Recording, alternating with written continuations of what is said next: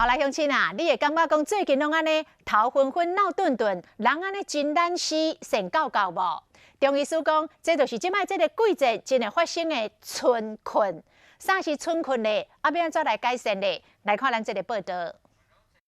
上班上要困，讲电话嘛目睭刻刻，台中一个业务就像安尼，最近工作真无精神，经常懒死。开会时阵注意力无度集中，定被主管骂，甚至全身酸痛。身体处在一个寒湿的状况，比较像是在这个季节，所谓叫做春困。中医师讲，这就是春天天气变化大，气温上升，人体血管开始舒张，血液的循环往身体周边增加，相对大脑供血下降，就会头晕脑胀，想要困。尤其是慢性病患者，长时间坐久踮冷气房、无运动习惯的人。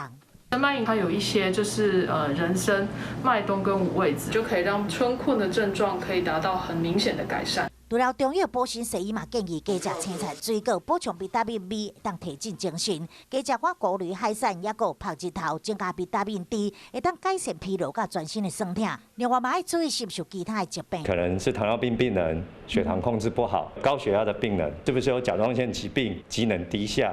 那你当然再怎么睡，都会睡不饱。医师提醒，春困无改善，严重影响生活甲工作，食食平均真重要，增加免疫力，才袂规工拢真爱困。